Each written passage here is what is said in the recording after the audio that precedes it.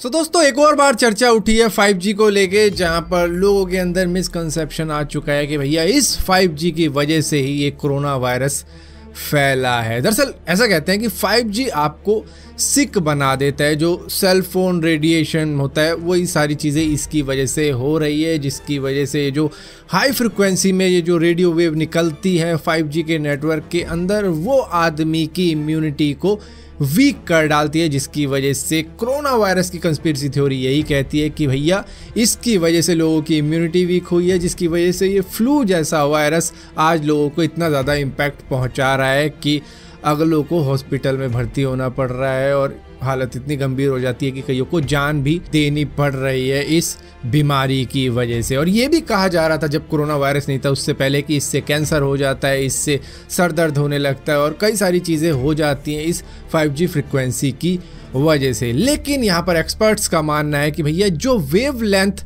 5G के अंदर use की जाती है वो बिल्कुल सेफ़ है, उससे कुछ भी नहीं होता है इंसान को। लेकिन फिर भी जो वेव लेंथ 5G के अंदर यूज़ की जाती है वो बिल्कुल सेफ़ है, क्योंकि वो नॉन आयोनाइजिंग है। और जो डेंजरस होती है वो आयोनाइजिंग होती है। जैसे कि एक्सरे करवाने जब जाते हैं तो वहाँ पर ज़्यादा देर तक अंदर रुकना अलाउड नहीं होता और बहुतों को तो मना कर दिया जाता है कि भैया आप बाहर ही रुको, जो बंदा एक्सरे करवा रहा है उसी को रिस्क लेने दो। और इसी के साथ साथ जब रेडियो एक्टिव चीज़ें होती हैं जैसे कि गामा रे हो गई, वहाँ पे भी ज़्यादा फ्रिक्वेंसी होती है, तो इसकी वजह से हो सकती है कई सारी बीमारियां। लेकिन ये जो 5G का नेटवर्क होता है ये करीबन 300 मेगाहर्ट्ज से लेकर करीबन 30 गीगाहर्ट्ज तक जा सकता है, जो कि सेफ़ है। लेकिन आज तक अभी जो भी स्पेक्ट्रम दिया गया है, जितनों का भी अलाउड किया गया है, वो 6 गीगाहर्ट्ज से शायद ऊपर तक कम ही दिया गया होगा। तो यहाँ पर अगर इस इमेज को देखा जाए तो इससे आप बड़े अच्छे तरीके से समझ सकते हो कि भैया कौन सी फ्रिक्वेंसी सेफ़ है इंसानों के लिए और कौन सी थोड़ी सी डेंजरस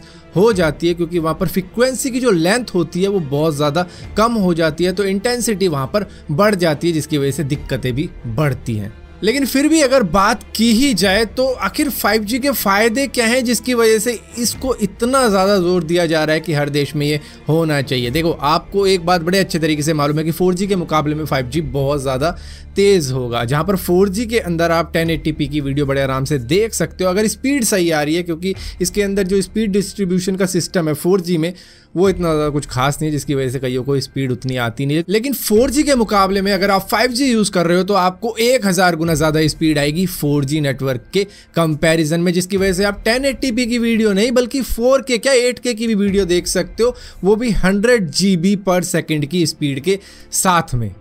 और यहीं पर अगर 3G और 4G नेटवर्क की भी बात की जाए तो यहाँ पर नॉइस का बहुत ज़्यादा इशू रहता था, डिस्ट्रॉशन का काफ़ी ज़्यादा इशू रहता था। कई बार आप देखते होंगे कि आवाज़ इतनी ज़्यादा सही नहीं आ रही होती है उस सिग्नल पे, एक हिस की आवाज़ रहती थी उसमें, जिसकी वजह से यहाँ पर थोड़ी बहुत इंप्रूवमेंट देखने को मिली 4G के अंदर। लेकिन कई जगहों पर इसमें भी थोड़ी बहुत गड़बड़ी है। लेकिन 5G के अंदर आपको ये चीज़ देखने को नहीं मिलेगी, बहुत ही ज़्यादा क्लियर चीज़ मिलेगी आपको जो भी मिलेगी। और इसी के साथ साथ स्पीड डिस्ट्रीब्यूशन की अगर हम बात करें 3G 4G के मुकाबले में तो वो बहुत ही ज़्यादा बढ़िया रहेगी, क्योंकि यहाँ पर सिग्नल ट्रैवल करने की जो स्पीड है वो काफ़ी अच्छी और लेटेंसी बहुत ज़्यादा कम है, जो कि 1 मिली सेकेंड्स की है। लेकिन अगर 4G की बात की जाए तो वहाँ पर 50 मिली सेकेंड की लेटेंसी रहती है, जिसकी वजह से डिले बहुत तगड़े वाला रहता है। लेकिन 5G के अंदर आपको रियल टाइम रिस्पॉन्स मिल सकता है आपके 5G सपोर्टेड डिवाइस के साथ में, जहां पर इसका फायदा सबसे ज्यादा हेल्थ केयर सिस्टम में उठाया जा सकता है, ऑटोनोमस व्हीकल में उठाया जा सकता है और इसी के साथ साथ एविएशन के अंदर उठाया जा सकता है। और हम तो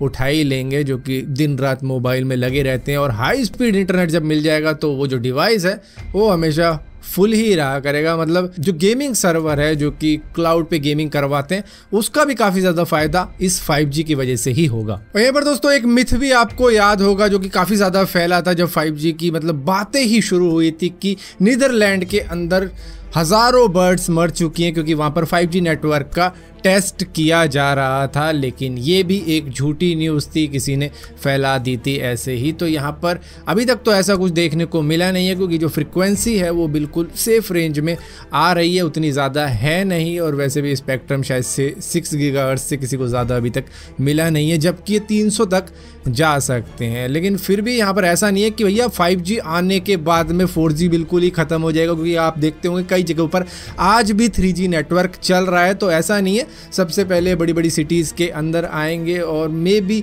4G कई ऐसे इलाकों में जो कि रिमोट इलाके हैं वहाँ पे फिर 3G से 4G में बात चली जाए। तो धीरे धीरे इम्प्रूवमेंट कुछ ऐसे ही होगी। ऐसे नहीं है कि हर जगह 5G ही हो जाएगा, कुछ कुछ एरिया के अंदर 5G आएगा। ऐसा नहीं है कि हमें अगले 2-1 साल में ही देखने को मिल जाएगा 5G हर जगह, क्योंकि 4G अगर आज है भी कई जगहों पर तो भी लोग कई ऐसे हैं जो कि 2G नेटवर्क या 3G नेटवर्क यूज़ कर रहे होंगे कई रिमोट एरिया में बैठ के। तो इस वीडियो का एंड कुछ इसी तरीके की है कि 5G इतना ज़्यादा कोई डेंजरस नहीं है जितना बताया जा रहा है और जितनी ज़्यादा मिथ फैलाई जा रही है कि इसकी वजह से कोरोना वायरस इतना ज़्यादा फैला है। तो फिलहाल के लिए इस वीडियो के अंदर इतना ही था। अगर वीडियो आपको पसंद आती है तो इस वीडियो को लाइक जरूर करना, शेयर जरूर करना और इसी तरीके की और भी वीडियो देखने के लिए इस चैनल को सब्सक्राइब जरूर करना। सब्सक्राइब किया तो बेल का आइकॉन जरूर दबाना, वरना आपको मालूम नहीं चलेगा मैंने कोई वीडियो डाली भी है।